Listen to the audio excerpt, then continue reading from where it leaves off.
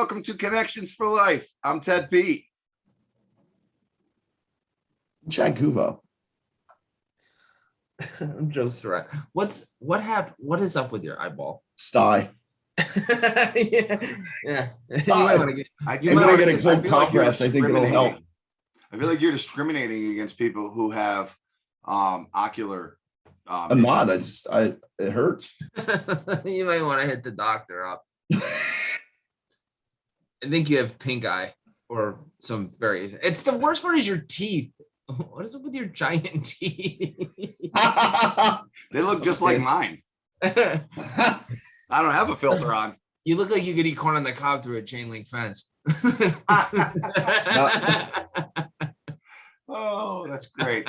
Now I can't figure out how to make it stop. Get down to business. I can't. I thought this was business. This isn't it. This isn't the show. It's becoming the show. That's fine with me. Every week it gets closer and closer to this. Guys, What? I don't remember how to turn it off. I think that's exactly what you just look like now. All right. Anyways, I meant just the green screen. I didn't see anything different about your face. Oh, thanks. Yeah, I was trying to read what it says down here. Clearly strained my eye. Not even the eye, it's your teeth. I don't know why that's so funny. I can't make it turn off, though. I can't make it turn Hang on. on. There it is. So, Joe, how was your weekend, my friend? It was good. I didn't do anything. I didn't do anything.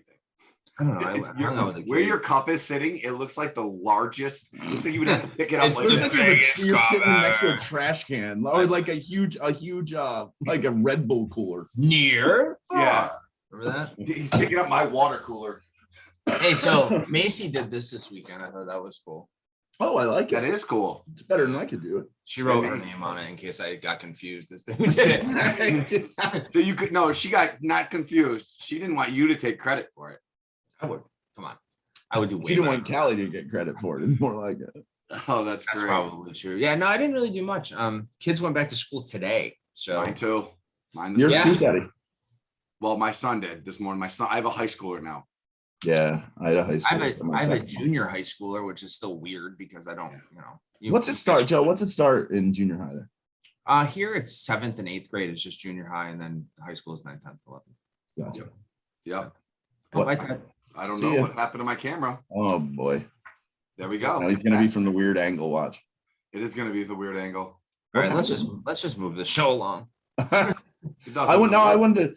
wanted to talk about my adventure that I didn't even tell you guys about yesterday. It wasn't really an adventure. It was the first experience in I thought you parenting. said invention. I was way more interested in invention. No, it was the first time that you guys will go through as parents eventually. Logan, to discuss that, he did not make the generals, which is fine. He was one of the last cuts to go home, and because he was American is probably why he went home. He couldn't play in exhibition games where he loses his college eligibility. So essentially he was sent home, but with all really good news, and he did really well and got good reviews. But anyways, so he came home, and then yesterday he drove back to school, and he's been driving for 6 or 8 months, but he doesn't drive very far a lot. So he went and picked up another kid that was down here and drove back, and I know he's not back yet, and I get a call, and I'm like, oh boy, like it's never like he doesn't call me when he's like, Right. hey, I'm great. So Just he ate a goes- chicken sandwich. It was and he delicious. calls me and he's like, hey, and I'm like, Oh, hey, and first thing I'm like, oh, he's a flat tire. He's got, I'm gonna have to drive to Cleveland, because I told Lindsay to add AAA on Sunday, but she didn't. Like 80 things go through my head.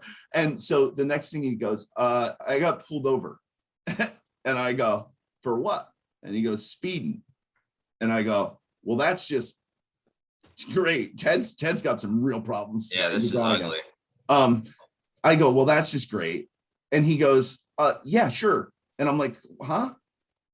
And he goes, hey, this is Sergeant so-and-so. I had to talk to you because Logan's 17 and he was going 93 in a 70. I got him down to 90 because the 93, it's really bad. And I was like, thanks. He goes, you are his dad, right? I go, yeah, 100% I am. And Who is this? I hung up and I called Lynn's and she was mad. And then I'm sure I she called, went ballistic. Nah, I mean, here's the thing. Like when I got a ticket in the first 6 months to a year of me driving too. I don't know if I've really got one since then because of that exact experience. And I was more at that point, as stupid as it sounds, I was more worried, like made dumb decision. Everybody makes mistakes. You can't do that twice. Like you get one time, you go, you don't have a car. He got there. Okay to make the same mistake over and over again. 93 is Hall. I don't know. It wasn't like he was going 42 and a 30. No. Believe me, I know. They took his keys at school. We had him do that. So he can't drive the car. It's there, but he can't drive it, which whatever. But I actually called him back and I was like, "Are you all right?" Because that's like, I remember the first time I ever got pulled over at that age, and it's like terrifying. You know what I mean? And he has a whole car full of hockey sticks, like hockey bags, another kid with him. And he's like, "No, it's fine." He's like, it's awful. I'm sorry. And I'm like, you make mistakes. Like, did he? Why did he call you? Like, why did because anytime you're under 18 and that happens, there's a call. Is that like an Ohio thing? I have no idea, but I knew that from somebody else. It happened in somebody else. Well, because I think if it's over 20, it could be considered a felony. No, in Ohio it's 30. So if it was 30, 70, okay. If it was 70 and if he was going 100, it would have been really bad. How many times? Wait a minute. How many of you think people have actually gotten a felony for driving 30 miles an hour the speed limit? I don't know. It happens. But anyways, that was my Monday, and maybe it's a class 2 misdemeanor or something like that. It was just my Monday in parenting where like I wanted to be mad, but at the same time, like you learned your lesson. You don't have a car. Like I took that from you. Like I'm not going to scream at you. You already feel bad. You already know that it's going to cost money and everything else. So yeah. and the insurance that's going to go. Yeah, that's the part I worry about. I did not do that on Monday. Well, I just I wanted to give you my real life perspective. That's Chad's corner.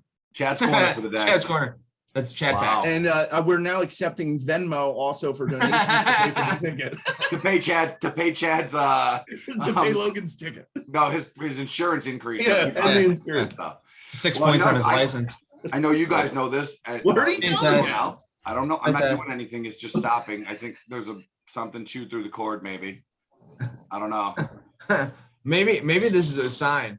I'm not supposed to be on the show anymore, guys. You're just cutting yourself off. No, but you guys know this because I was just talking to you guys at length about it. But I had a pretty awesome weekend with my AAU basketball team. We won the state championship of upstate New York. That's awesome. My varsity team is considered the best in the entire state. We beat teams from much larger cities rather than little small Elmira, Corning, Ithaca area that our players play from. We beat Albany and Syracuse and Rochester and Buffalo and that's awesome. All of them. And those are real cities. I mean, not that Elmira, not that your area isn't, but compared to where you live. But compared to where we live, yeah, exactly. And we were undersized and we were young, and I'm very, very proud of my team. And you guys are like Hoosiers. I think it was a small town team. It's all systems. I'll tell you the difference was this: those guys all were bigger, stronger, and faster than us, but we were the most cohesive team there. I'll proudly say, and we had the best motor, because what we lack in size and what we lack in strength, we make up for it in execution and discipline and whatnot. And there's something to be said about like being like, when I played sports, like my coaches always drilled into my head endurance. Like, you might be better and faster, but just you have to outlast them, right? Like you have to just be faster to the ball, or still have that. We play a very aggressive, like full court press for pretty much 40 minutes at a time. Like we're not going to stop pressing you, and we stop. That's challenging for kids because they're not used to it. We're going to speed you up, and when we speed you up, you make mistakes. When you make your mistakes, we don't miss the chance to capitalize on that, and that's where we came through the weekend. So it was a great day. I'm excited. You guys have like these awesome stories, and I like raked leaves. Mine wasn't. How was mine awesome? It's going to cost me like $1,000. That is not awesome. I guess out of the three of us, I had the second best weekend. Teddy's story was actually pretty good. I mean, I had a great weekend, and like I said, it's what are you going to do? He's a kid. Like I know that sounds bad, but you got to make mistakes. It's just the way it is. I'm trying to do something real quick. Let's talk about find out who's on. Oh, you can't see it. I tried. You want me to share it? If you have the picture there, please share. I do have it up. I tried. I told Joe, I sent it to myself and tried to get it up on my background, but I can't do it. This is the picture I was telling you about, Joe, before we got on. So let me share my screen here. Or Ted just looks angry. So is it At up? least you don't have 50 tabs open like Joe. No. Now that is it, are you able to see it? Yeah, we can see it. What did you want to say about it? I don't know. I screenshot it and I don't know. It was actually impressive because the kid looks like he's scared to death but paying attention at the same time. Why are you sweatier than he was? That's because I'm fat.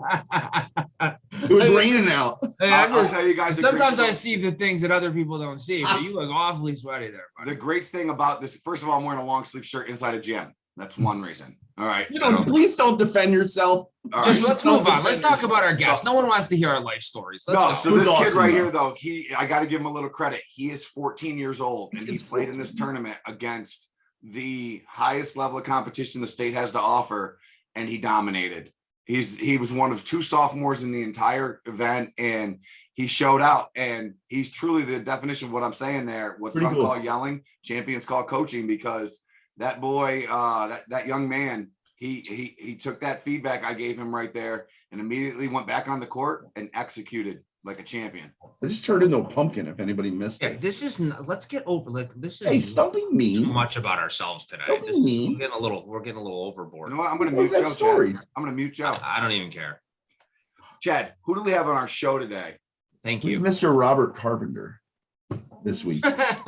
Great. Let's go right into it. You wanted us to turn right into it. Here we go. Why'd you say Mr. Robert? I don't know. It just seemed more official. This is the first time you've ever said Mr. or Mrs. or Ms. At least I'm not the host. I think we should do that from now on. You knew that was coming. The host. I think we should do that from now on, like Mr. or Ms. Let's just Mr. Robert Carpenter. Robert's the editor in chief of and program director at Underground Construction at UCT. He's pretty much been in the what word am I looking for, Joe? Literature or like publishing, in the publishing world. Journalism. Yeah, journalism, publishing, editing, all of that stuff. What did you say? Literature. Sorry, it just sounded funny. Ted just keeps leaving. I know. And but pretty much since the beginning of his career, and wow, just really insightful and kind of inspirational, and just really need to talk to about all the stuff that goes into putting together a magazine, the differences between newspaper, which he did for a while, and doing a magazine in that everyday rush into kind of, but now also digital versus. Well, I was going to say the digital world now, to have been in this when it was strictly print, and then to transition, like you said, from newspaper. It's really cool. It's a great story. One thing we didn't ask him, which would have been cool, is like if there was a lot of like pushback from the print, from the printed newspaper magazines when digital became a thing. I have to say, Russ. We didn't ask that. That's a good question. Rob, if you watch this, why don't you answer in the comments, Robert? I called him Rob. See, don't call him. Get that right. So without further ado, welcome to the show, Mr. Robert Carpenter. Hello, Robert. Don't call me Bob or Rob Carpenter. How are you, my friend? I'd be cool. Good morning to y'all. Y'all, Robert. Hey, that's the cowboy in him. Oklahoma State cowboy coming out of him. Y'all. Oh, I thought it was Oklahoma. Don't get him started. Commie. We went already. He's calling them names. Joe, that's why their colors are red. What a way to start. Rob, you want me to mute him? Don't call me Rob. Can you do anything else? That's okay. So there's a funny story behind "Don't Call Me Rob or Bob." Why don't you start the show by giving us a little bit about that? Because I thought it was an awesome story. Me too. The whole story? Yes. It takes me 20 minutes to say good morning. All right, let's shorten it. And you should get started. We'll shorten it a little bit. Well, my father is Bob, so that's why I don't go by my father's always been Bob. He was born in rural Oklahoma in 1918. He had a bunch of brothers and sisters. Back then, you had names like Earl and Ira and JC. That was all his brother's name. And he was Bob. No middle name, just Bob. That's what they were. Goes along in life, gets married, all this stuff. Inevitably, World War II comes along. He gets drafted in late 42. Induction sergeant signing him up and says, okay, full name. And my dad says, Bob Carpenter. He goes, no, your full name, your middle name, everything. He goes, I don't have a middle name, and my name is Bob. He goes, no. That'll never work. In case you get killed, or Dad says, why? He goes, well, in case you're killed and missing in action. So this is easy. Bob will change that name to Robert, and I'll just give you my middle name. So legally, right then and there, his name was changed to Robert Ronnie Carpenter. And my dad, just while my dad's sitting there going, what do you mean killed or missing in action? His name was changed. So Dad kept that legal name because when he got out of the Army, he eventually went into business and he wanted a signature and all that. But he kept it. He never once went by Bob. Yada, yada, yada.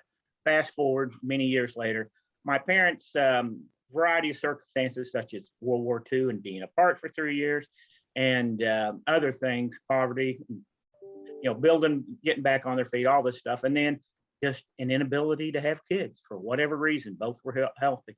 It took them 11 years to have my oldest sister. Then they had my next sister. And then I came along after they'd been married about 16 years. Wow. So for their era, that was old. My mother was 36 and Dad was 38 when I was born. And for that, for their era, that was really old. So anyway, really wanted kids, but I came along and that was back in the age when, is it going to be a boy or a girl? Surprise! You don't know until the kid pops out. Okay. Well, they got lucky the third time around and had their boy, had me. They So saw what was good in both you didn't my become sisters. Roberta. That's good. Yeah, no. They saw what was good in one of my sisters, what was good in another, what was bad, and they worked it all out, and then they had their boy. My sisters hate that story. Anyway, I was born. And they're saying, oh, what are we going to call him? What are we going to name him? And Dad said, well, we could start a tradition. Let's name him Bob. And my mother's immediate reaction before she could control herself was, I hate that name. And my dad been married 16 years. And I just now figured out my wife doesn't like my name. She hates my name. And my mother, well, I don't hate it. I'm just not going to have my son name that. So they compromised. I would be called Robert, but I would be called Robert. She had these horrors of in a small town being called Little Bob and things of that nature. So, I have to tell you. Go ahead, Joe, and then I was going to say, in hearing that story, the one thing comes to my mind: how many people are walking around with the middle name Ronnie because of that guy, right? Yeah. Seriously, that's a really good question. Point. There's probably like 1,000 Ronnies. Apparently. That's what he did all the time to everybody. Gave him if they didn't have a middle name, and I guess that was fairly common, for the people in that era. My middle name's Ronnie. Ronnie it was. So what was your thing, Chad? Don't worry about it. I forgot it already. Yeah, ship sale. So anyway, we compromised. I was never called, and trust me, people tried to call me Little Bob. My dad had to begrudgingly say, "No, it goes there." That's not. I remember Bob. What it was, Robert. It was to me. When you say to be called Robert, all my life, like I told you before we got on, pretty much everybody in my life was named Bob. And they were all, nobody was named Bob. They were all named Robert, really. So that's really unique. But the other portion is my mom as a kid was the only person that I knew that called my father Robert. So until they got divorced when I was like 13 and 14, every time I'd hear Robert, like that's what it reminds me of, which is funny. It's a way to bring up Chad's childhood trauma on the show. Wow, that's another episode. I got to tell you, growing up in rural Oklahoma, when my middle name, and I had a separate middle name. It was Ronnie, wasn't it? That was another thing my mother took care of. No, I don't like Bob. I don't like Ronnie. She named me after her maiden name, which was Allen, with 2 L's. Oh, that's cool. Allen. That's my middle name. Hey, now I just need your social security number. But did you spell it right? Allen, not Allan. Allen. That's it. That's the way we may be related. She's supposedly related to Ethan Allen. So yep, you're part of the world. So, wow. That was the most interesting first 6 minutes of an interview. I love it. So Joe, it's been a great interview. Thank you. Yeah. Thanks for coming on, Robert. Guys, I appreciate it. I got all dressed up just for this. I know, I see your people can't maybe tell that's a Mickey Mouse bow tie, yeah? Yeah. There we go. All right, let's get into the real meat and potatoes. While you're here, I know that you met Ted right at we met at DCA a couple years ago, and then at UCT and DCA again, and we just kind of formed a friendship. I couldn't avoid him. So yeah. Well, now you know how we feel. So you are the editor in chief at UCT, correct? Underground construction. Sorry. Gas utility. UCT is a big trade event. Trade show, right? I'm sorry, I kind of combined the two. That's all right. People do. why don't you give us your story as to kind of how you ended up doing what you're doing? Well, my dad's name when was I was Bob. just a babe in the woods, when I was, in crawling, just beginning to crawl, I had this, we'll stop at that. I'll be back in 45 minutes.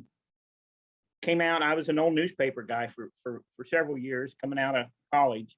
And I worked for Gannett Corporation. I don't know, USA Today and about 100 other newspapers.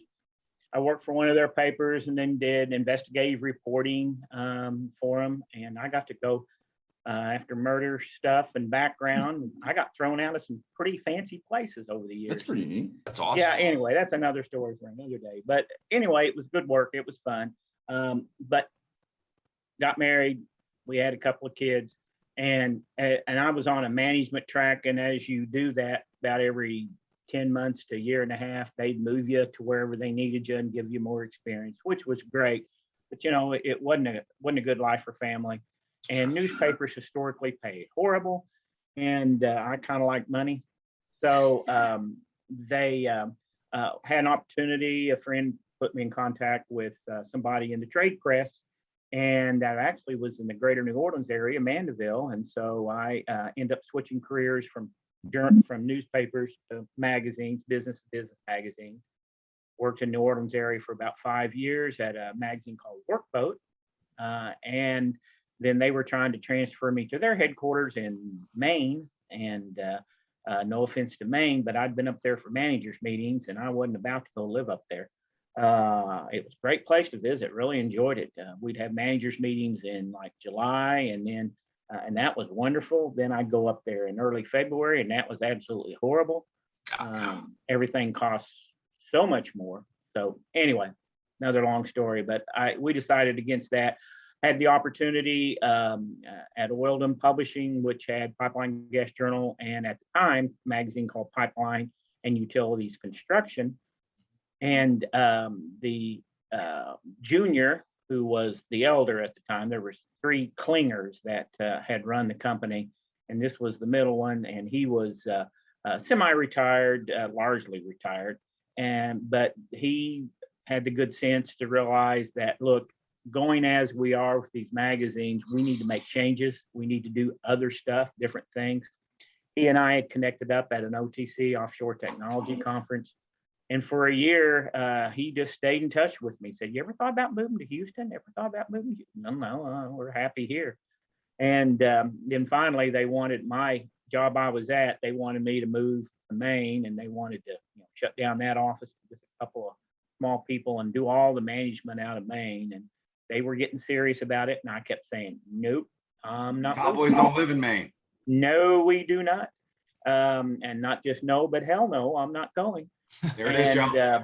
So anyway, and about that time, Mr. Klinger called me again, said, I just read your latest editorial. He had subscribed to the magazine. How would you feel? Ever change your mind? I said, well, coincidentally, I think I need to change my mind. So we made the move. That's been getting close to, it's been 29 and a half years. Wow. And we made the move to the Houston area. Went to work basically for Oliver Klinger III, which had Oildham Publishing, and the rest is history. We changed Pipeline Utilities Construction, repositioned it, made it into underground construction. The magazine is today. We took Pipeline Gas Journal, kind of repositioned it, so each one served different markets. Then I took on UCT and Pipeline Opportunities Conference, and just a variety of things. But it worked out really well. Came into these markets, loved it, loved the people, loved everything that's going on. People just say, "Oh, you work with gas or sewer or water, and how boring, in the pipe." And I said, "Yeah, boring has a lot to do with it, but not the kind of boring you're thinking of." Yeah. And the more you get into it, as you gentlemen know, I use that term loosely, but with it. But anyway, as you guys know for sure, I mean, this industry is anything but dull. It's anything but easy. It's complex. It's involved. It's essential. It's the type of industry that anybody working in it can be proud of because you're doing such a great service for our country. So 100%. love it. And that's why I've never moved. They treated me right. That's why I've never left and stayed with it. That's awesome. Sorry, I ran out. I got the call. I told you. I I just didn't thought want it to was just sit here and take it. I thought Ted was going to kick me out anyways. Oh, But I was debating it, but I apologize for that, Robert. hey, when you got to run, something that really interests me just in what you talked about is, and it's kind of an offshoot question, it doesn't have to be a long answer, but is there a big difference in going from the newspaper to the magazine? I assume newspaper, every day you're trying to put out some content, and the magazine's 30 days, so I assume there's a little bit of difference. I don't know, it's interesting, and I know Joe is a huge journalist and loves to write, so I'm sure he has a lot of questions behind there. We need to talk. Thanks, Chad. I'm always looking for freelancers. Yes, there is a good question. Like I say, I went from newspapers to workboat, and I told the guy that was trying to hire me that I don't know anything about boats. We had a 14-foot flat bottom boat that we used on our lake out on the ranch, and that's about all I know. He said, no, I need the skill. I can teach you the industry. And that's what happened. But when I first went with a newspaper, my last job was in Southeast Wyoming. I had a small daily and then 4 other weeklies I was responsible for. So with the newspaper, every day you're getting up. I mean, you're crescendoing, you're working towards whenever your press deadline is, and you're crescendoing. What are we going to do here? What are we doing? Where's the ads? What's the lead story? What went on in sports? Every day you have that, and you have a crash. You calm down, then you go up and down every day. Well, like I guess like a newspaper is like a sprint, and a magazine's more like a marathon, huh? It is. It's a sprint, but it's short sprints. Yeah. Whereas the magazine is more of a mile run. You're running at a good pace the whole time, but you got to continue, and then you burst there at the end. Does it ever? So with the magazine, it was waiting. The rise is much shallower. Instead of just up, down, it's go up. So I actually was bored the first few months because I didn't have that daily rush. Right. Oh yeah. Every day I didn't take that paper and off the presses in the back of the building and see it every day right there in my hand. Now the magazine was much prettier. It was in color. Yeah, but it's still, I understand exactly what you mean though. It's not built on that every day, like you're putting it out there. Yeah. It'd be so stressful though. But it's an interesting thing about it. You got used to it and the type of material and the depth of content, and you weren't going after Jimmy James' Little League baseball game or the city council meeting. You were going after something on a national scale, bigger, broader, impacted more people. And so there was an adjustment, but nonetheless equally important in a different application. Very interesting. Yeah. Now, the difference is though, and what I tell my staff and anybody on a company is, but we're back to that daily now. We're back to that mindset. Sure. Because digital media has changed so much, and we all have websites. We have e-newsletters. We put out a newsletter every week. We're starting another product newsletter in January, so we'll be putting out 5 or 6 a month rather than that. We'll probably continue to increase. We do webcasts occasionally or other things. We're always increasing our digital products, and we have a very active website where every day we need fresh things. Every day we need more, more content, more stuff. So we're back to that, started out with the paper up here and then slowed down here. And now we're back up. Every day we have to generate content. That's crazy. So and you kind of covered the next formal question on there, which is finding, what are the biggest challenges? I assume that is finding the content. It's got to be kind of tough. It's easy to find content. It's hard to find good content. Sure. And that's really what I'm insistent upon is we have to have good content. That's why we're very fortunate in that our newsletter and our website leads everybody in our market. That's awesome. That's directly our market. It leads everybody. And the reason is quality content. People know that if they see something today that they like, then come back tomorrow or the day after or whatever, but on a fairly regular basis, they can come back and there's always something new, always something fresh, and it impacts them directly. It's credible That's right. sourcing.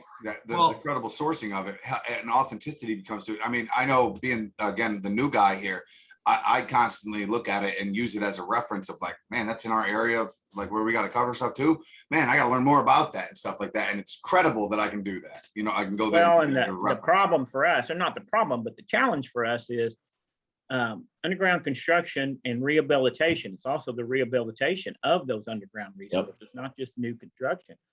So there's two different but very important applications, very broad, lots of technology, lots of different products in those, lots of different contractors doing different things.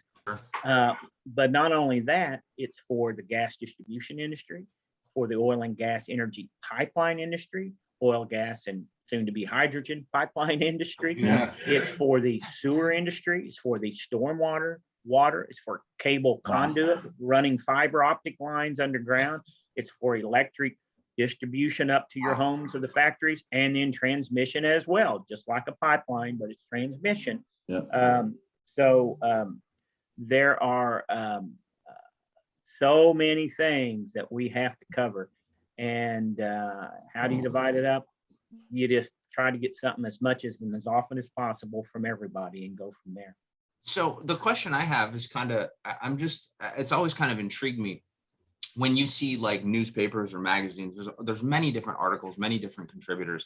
I'm just curious as to how does that process work? Where do you find your contributors, and do you keep a certain staff that's part of your organization, or are they like freelance? How does that look? What's that look like? Well, I understand you're a writer. I tried. Chad gives me a little bit too much credit, but but that's what you even majored in college, Joe. Just because you didn't finish college by like a half a semester doesn't mean anything. That's what you were interested in. It was your passion for most I liked English. Yeah, I like to read and write. I did. Yep. I did. Yeah. You still do, don't lie. 24 years ago. We can talk. So, and I say this in jest, but also in reality, we have people out there in a variety of industries that can write, are quite capable of writing. And now the key, we have to screen everything because, hey, we just laid 100 foot, we dug a hole and laid 100 foot of 4-inch plastic pipe. Okay, great. You do that for breakfast.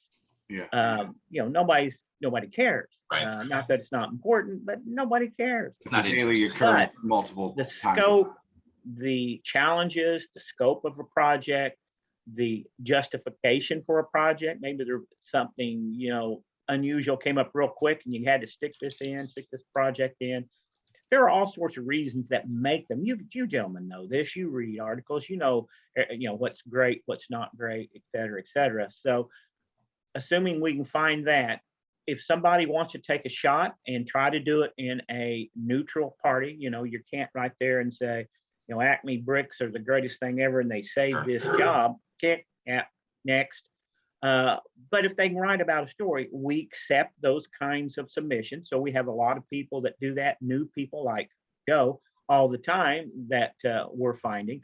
But also we have some regular freelancers. I have a freelancer that has worked for me for 28 years. I have another one that's worked. We have a guy in Washington, D.C. that covers key elements in this industry, our Washington Watch. He's worked for us for 25 years. Wow. We have another guy on the West Coast and a lady in the Midwest. So I have several freelancers that have worked for us periodically. I come up with story ideas, I come up with angles, I come up with subjects, and I try to assign them stories on a regular basis. We also have a full-time staff. I have I have my executive editor, my number 2, that writes for us all the time, helps to edit the magazine and write stories and things. And I have my digital editor, and that's what she does. She's the one, everything on the web, she does it, she's in charge of it. So if you like the story, that's great. I'll tell her. If you don't like the story, that's great. We'll tell her, and she learns. She's very smart. I do have a question. I don't mean to interrupt you, but I have a question.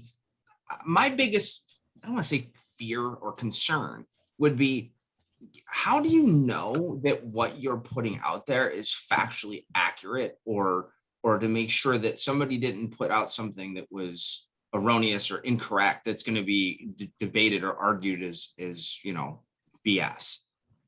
Well, as you can imagine, having some journalism training,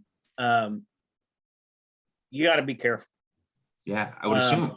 But typically who we're talking with is going to be, if we're asking about the quality of plastic pipe or something, I may ask Ted, why do you guys, what's wrong with pipe when it does this? How do you prevent that? Ted's not going to sit there and say, well, we're the only ones that can do it, or trust us, we put a little magic dust on it and it does, we try to get people that are trustworthy. So that's it. But when we're doing talk to me much. When we do, for instance, a case study, a job history, usually the contractors I find are typically very honest people when it comes to their job performance, because they don't want the person that the owner of that job, whether it be a gas utility or a city or whoever, they know better. And if I'm sitting there saying, oh, we dreamed this up, they're going to go, you did what? Right. And because you want to work for them again. Yeah. So, and also I find most contractors are pretty humble. They like the publicity, but they also, well, we try hard. We got good staff. So they're usually trustworthy. And most of the people in our industry are usually trustworthy. There are some doozies out there, and they are everywhere though. It's not just. I will. Yeah, I know. But I will freely admit it. I have a blacklist I maintain. And burn me once, as Scotty would say from Star Trek, burn me once, shame on me. Burn me once, shame on you. Burn me twice, shame on me. 100%. And so we have, there have been a couple of times. The best one was. Oh, I want to know this one. It's the best one. This is a long time ago. I haven't written anything yet. Back when in the early days when we still had pictures, instead of they were digitized, they're actually prints, and we had to measure them to, that's a nice picture. We're going to blow that up big. And I had one of those. It was in black and white back in some of them were, but wow, that's a great picture of an directional drill going on in Taiwan. Putting in a pipeline, an oil pipeline in. And wow, gas pipeline. Anyway, that's great. So I sized it and we sent it off. Everybody saw the picture and thought it was great. When the magazine comes out, a couple of months later, we hear my publisher, the owner at the time, Ollie Klinger III, gets a call from somebody saying, cancel my subscription. Why? Okay, why? Because, that pornographic material you have in the magazine, it just isn't going to hack it. We will not put up with that. Going, what? Then I got a call from another guy I knew and who was just cracking up laughing. Did you know what's on page such and such? I said, yeah, it's a picture of this crossing. It was a nice picture. He goes, oh, it's nice. All right. So I open it up and look at it. They mark up pipe segment, pipe links in chalk or soap on pipeline projects, joint number such and such, XYZ. And these Taiwanese guys thought they were going to be funny. And they drew male anatomy on the pipe. Pretty big. And so when we blow that up big, you can see it. Can you please send us that there's picture? No doubt what it is. Down small, you just saw all those markings. It's a well-endowed pipe. Blow it up. Well-endowed pipe. Wow, that is fun. Somewhere over there in Taiwan, some little workers were. That is amazing. I mean, fortunately, we only got 2 calls. Those 2 calls were all we ever got. Maybe one was me. I'll wait till this comes out. Yeah. They'll never find it. I burned every issue. Every issue. Hey, Robert, I think one of the most interesting things that we kind of discussed and talked about a little bit before this was, the UCT. You pretty much created that on your own, as we've talked about. I guess the first question is why? I mean, what led you there? And give us some of the experience, because there's got to be the good, the bad, and the ugly, I assume. Oh yeah, sure. I appreciate the question. One of the things I saw when I came here. Let me just back up. When I was at the other magazine, my first one, Workboat, there was a trade show loosely. It was owned by the same company. They were just loosely affiliated, but they were there. And I saw what a trade show could do for industry, what it could do for the magazine, but what it could do for industry. So I thought, that's kind of a win-win situation. So when I came over here and looked what was in the industry, what was being served, there were little segments here and there, some big, some small, but there wasn't something for underground infrastructure per se. So that's why I came up with UCT. I thought, it'd be great if we could have one place, and it's not just for engineers, it's not just for the utilities, the owners. Yeah. It's not just for the contractors. It's for, let's get everybody together. It's not for the manufacturers, suppliers. Okay. Let's get all four of those elements together, because you guys know as well as I do, it takes an owner that has a job, has a desire to do something with that job, locate the funding for it. It takes an engineer to design it. It takes that contractor to execute the plan and the subsequent change orders. And it takes manufacturers to work with suppliers to work with them in tandem, make sure they have the right product for the right job at the right time. Mm-hmm. And without those four elements working together, we don't have underground infrastructure or rehab. So that was the mission I saw and laid out for that. And also I like the idea that the trade show supported what the magazine was doing, and the magazine could support what the trade show was doing. And they really rely upon each other. And that's been a very successful mix for us for a long time. That was the whole reason why I came up with it. Our first event was in January of '95. Wow. I was just going to ask how long you were doing it. Yeah, January of '95 was the first show. And we do it in January because in your part of the world, for example, not a whole lot of underground work goes on during January. Now, in my part of the world, never stops. Yeah. But northern. And so it's the time when, and still even in this part of the world down here in Houston or the Gulf Coast, you still have, that is the time where everybody's planning their capital spending. They're finalizing the engineering. They're about to release in the spring for all the major projects for the year. So it's a good time. It's where people are kicking off the year. It's a good time to get information. They're a little more flexible with their time at that point, and gathering up data and info and the latest products and getting ready for that big push that's coming down the road. Pretty cool. So that's what we did. This year was a little different. It was I was going to say, yeah, this year I had the pleasure of attending my first UCT, and it was in July, not January, due to obviously global circumstances and whatnot. However, I can say COVID, man.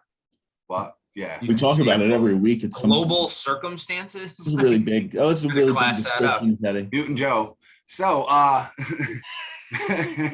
had the pleasure of attending it though, and I'll tell you the thing that was so awesome for me was, trade shows are trade shows, okay, but it was the educational section of it. Mm-hmm. So I was able to attend almost like I think a class during like every time slot that there was. When he wasn't hungover. Let him add when he wasn't hungover. That was stop it. That was just 3 days. Well, we were in Nashville.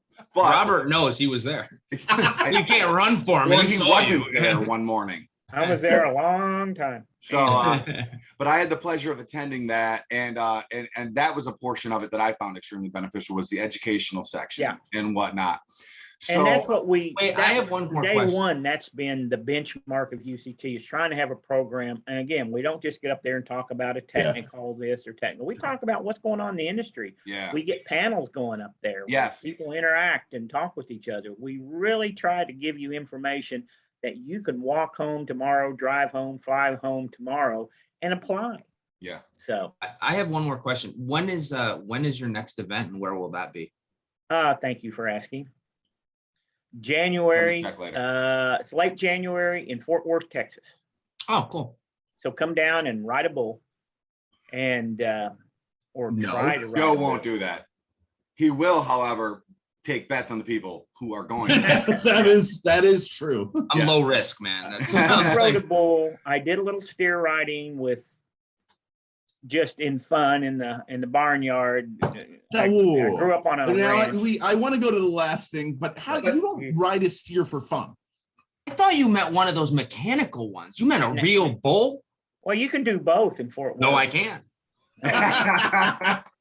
You can go to Billy Bob's and ride the mechanical one, but they also have a rodeo inside their building. They put on a rodeo too inside the building. So you're getting into the end of this last question here. So besides obviously meeting me and then in turn getting to meet these guys, do you have like a favorite story from your time in the industry or a favorite article that you worked on or I think it was the Taiwan pipeline one. It's Besides- clearly besides the Taiwan That was a pipeline. famous bad memory. And now being a part of Connections for Life. Oh, there's been so many after almost 30 years. One thing that I remember, and it was a series of stories, and I had a freelancer that did most of the writing. I did some of the research, but it's when a company that show Comstock had acquired an old HDD from the 70s patent, and they were going after all the big people in the industry. They were wanting them to pay a licensing fee and pay so much per foot drilled. They were going after it, and they were going after the big ones because those are the ones with the big bucks. But it theoretically would apply to anybody drilling, and they were going after them. And this was this was in the early around 2000 or something. The really big time HDD industry was still only 15 years old. Sure. Big time where it's going That's on. crazy. And so this is something that could just stop it in its tracks or make it really expensive and be an inhibitor to growth. But we did our research. We worked with people. We found Dick Melsheimer from Melford Borzall stood up and talked with us and said, I did something like this in the 60s. We did it. We left our patent open so that anybody could build off of it and grow, and hopefully we create an industry. But yeah, we had a patent on it back in the 60s. We got to looking at it with a patent lawyer, and they said, yeah, this is the same darn thing that these guys are pushing now 10 years later.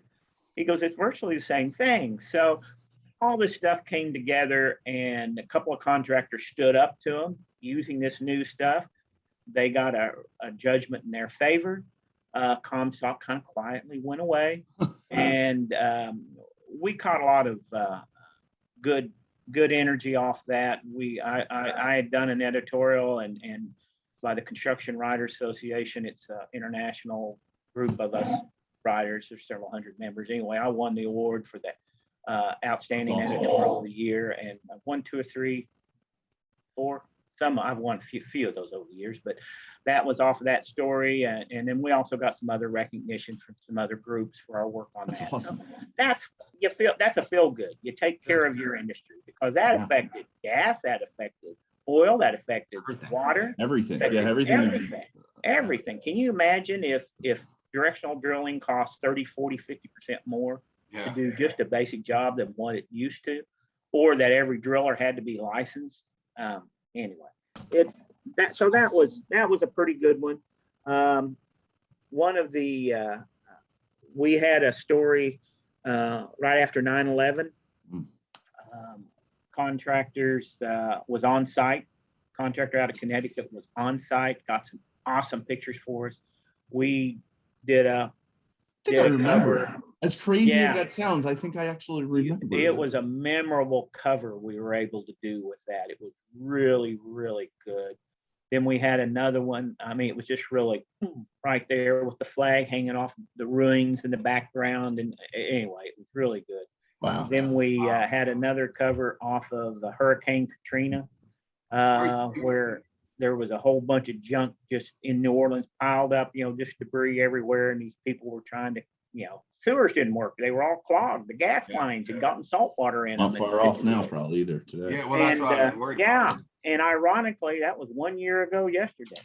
Yeah. But there was a big cross with Jesus on it.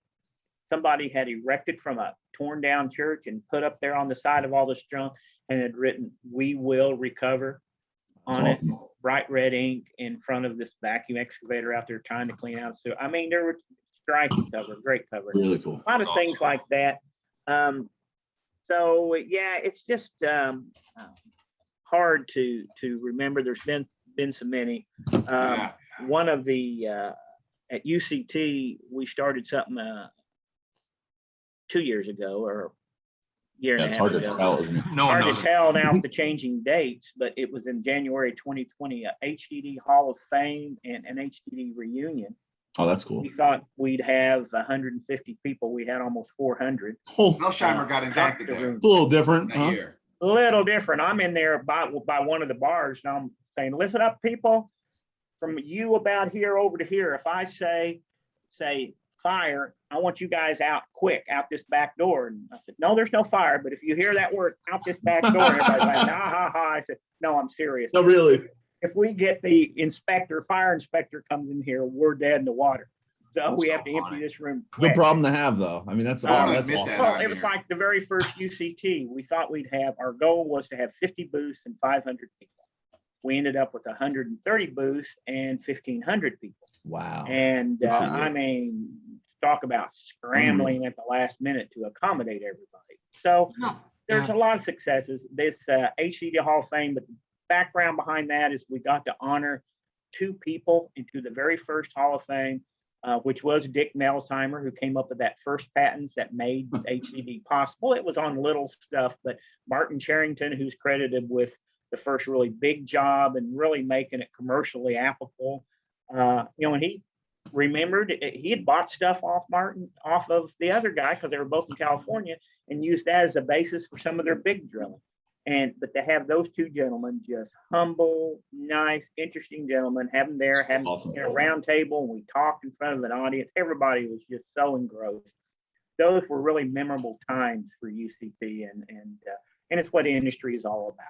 It's awesome. Yeah, I just want to say thanks for coming on the show. I feel like if we sat on here for another 3 hours, we probably wouldn't get all the stories.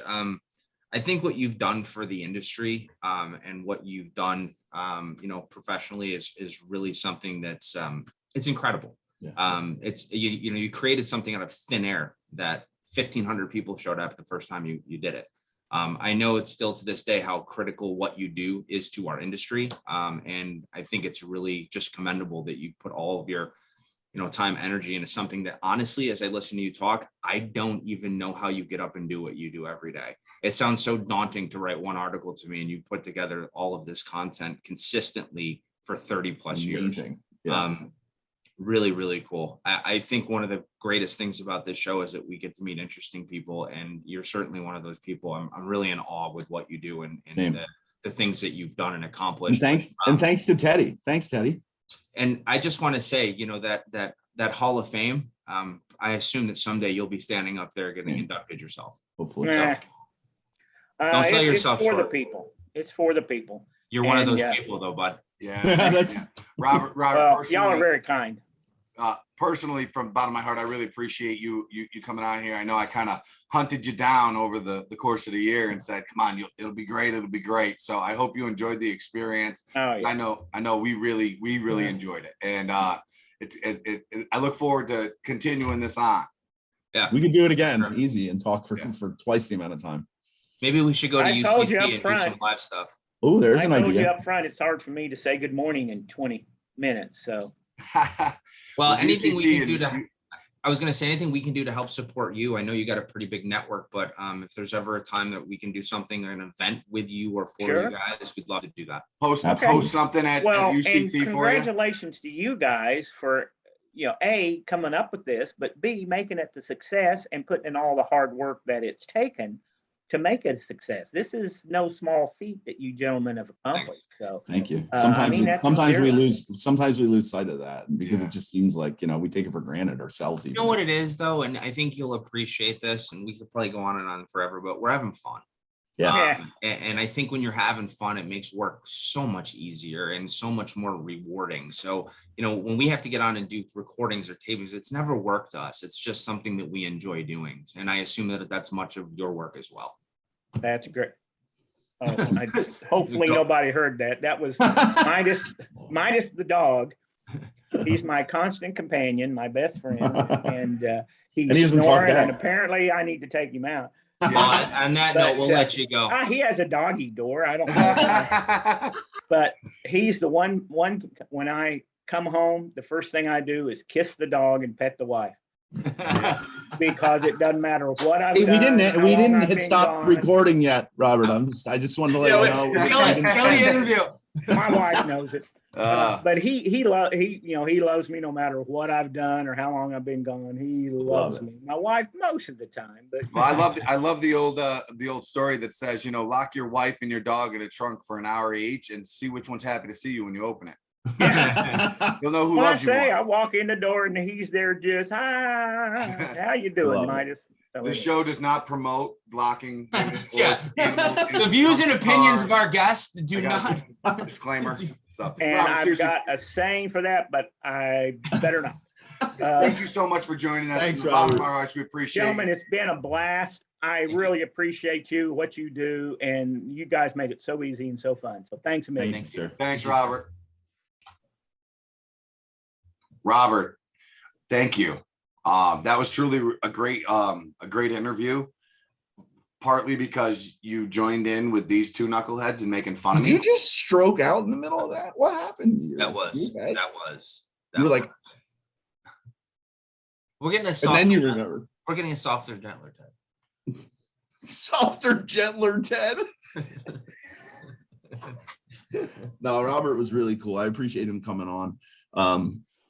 Just awesome to listen to. I know we talked about Joe Wrighton a little bit again, and maybe he can pull Joe into doing some of that. I thought the story about his dad and the middle name thing was kind of cool.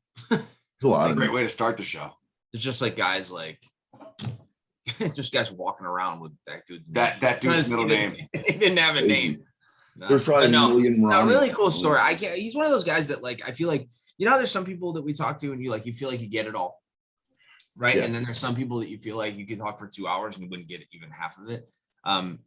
He was one of those people, just really a lot of cool stories and unique stuff. And I feel like we had to, I don't even know how long the interview was, but I feel like it was pretty long because we chatted a little bit more than we normally do, just because I think we were so engaged with what he had to say. So Robert, thank you. And we'll see you soon, man.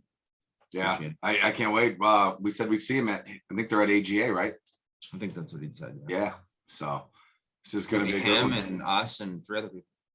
Speaking of AGA and SGA, we have those events coming up, and we'd like any of our viewers, if you can, to comment if you're going to be at them. We'd love to, if you're watching the show and you're going to be in attendance at one of those, please leave a comment so we could set up a time to meet with you and talk with you and interview you. Heck, if you're going to any of the GAs, it'd be great. Yeah, any guys. We're going to any of the GAs, TGA, KGA, UGA, PGA. If you're going to the PGA, let us know. Yeah, for sure. Especially we're not playing that weekend. We're not going to be there, but. All right, Chad. Yeah. What time it is?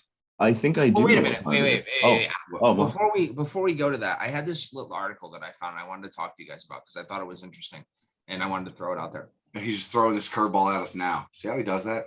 Well, I tried to, but you guys talked about basketball and pulling yourselves over or getting pulled over. So, what? You saw he mumbled that? I didn't. Did I mumble? I didn't mean to mumble. You don't have to be mean. He's a bully. So listen, we had this hurricane, right? You guys heard about that? Yeah. So there was 1 million people without power down in Louisiana.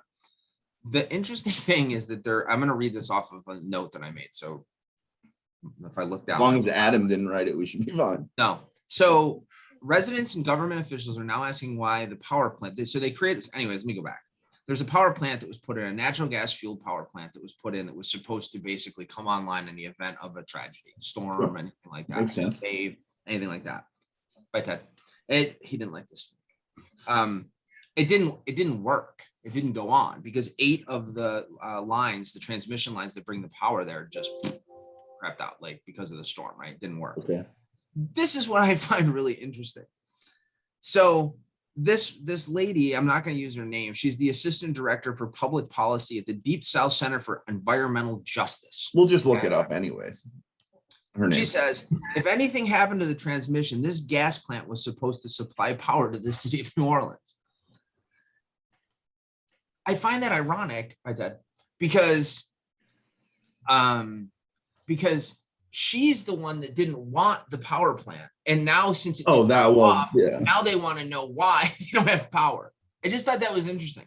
So anyways, I guess this thing's kind of getting up back and running. I'm not going to use the gas utility's name. this was put in to keep, if anything went wrong with hospitals and things like that, everything kept up and running. Yeah, but if your transmission power lines are down, it can't do anything for you, right? That was my point. Like, it just sounded funny to me because they were like, we don't want this. And then they got it and they were like, no, why didn't it work? Why didn't it work? No, we don't want it. What is wrong with your stuff today? Are you on the new computer? No, I haven't got that yet. Are you on the old computer? I'm on the same one we've. Are you on a computer? No, nope. I'm actually pedaling my feet really fast under my desk. Maybe you're stepping on the cord. Maybe you're not pedaling fast enough. When you take a break, it turns off. The other thing that was interesting is, like, as of Monday, 88% of the oil production and 83% of the natural gas production had been shut down because of this hurricane. So thought that was interesting stuff. It is interesting. Now it's time for the fact of gas. This one's not as cool. Fact of gas. Fact of gas. Wow. I gotta make a new video. I do have to put some time into that. This is the time where your camera should go off. It's gonna be. There you go. Oh my God, I didn't do that on purpose. I swear I didn't do that on purpose. What is wrong with your stuff, dude? Whoa. Hey, didn't know you have that many chins on down there. Wow. I didn't say it. Let the record show I didn't say it. Nope. You're not going to hear anything Chad said because I muted him. Anyways, why don't you share your gas fact with us? This is an Chad interactive turns into an orange rubbed in Cheeto sauce. So we all know that a big thing that we're trying to get rid of is methane emissions, right? Like, that's a big thing. So according to the EPA, which stands for anybody? Environmental Protection Agency. There you go. Natural gas distribution system methane emissions in 2018 were blank % lower than 1990 levels. So in what's that? 12. Is it multiple choice? It is. I'll give you the multiple choice because I posted online. 73%, 58%, 34%, or 68%. 51. 34%. It's 73%. Wow. Really? Yeah. So I just wanted to bring that up because we talk about reducing methane emissions and things like that. And as of 1990, we have 73% less methane emitting emissions in distribution I'm systems. going to answer that now, so I remember what the answer is, and it makes me look good. You do what now? Pretty impressive. I'm going to go answer it now on LinkedIn, so I remember the answer, so I look good. Because if I don't, I won't remember. Well, you're not going to look. It was in the 30s, right? It was the one in the 30s. Yeah, 33 it was. I'm still amazed at your comment. That was so quick-witted of you, Chad. Thank you. I appreciate it. Yeah. I'll be waiting for my return. The return volley. I know. I'm just still blown away about the sweaty basketball picture. Like, you look like you were in the game. Listen, the director. That's hard coaching right there. I coach soccer. I never looked like that. Actually, wait a minute. The last game of the year, I was so fed up that I sat in a chair and didn't say anything for the entire second half. True story. Teddy's sweat like in people's faces. I'm like this. I love the picture though. Listen, I made that my new Coach Pete Instagram picture because that kid's 14. That's what I said. He's like 6'6". Nah, he's 6'3", 6'3 and a half, maybe. A little bit smaller than you, right? Yeah, a little bit smaller than me. I'm like 6'4" 3/4. So I always say 6'5". So, but he looked taller than you in the picture. That's because I'm yelling like this, and he's like, "Coach, shut up! You're killing me." No, actually, he was like, "Okay, yes, sir." Yes, you sir. might have measured him at the beginning of the season. He might be taller now. So, all right.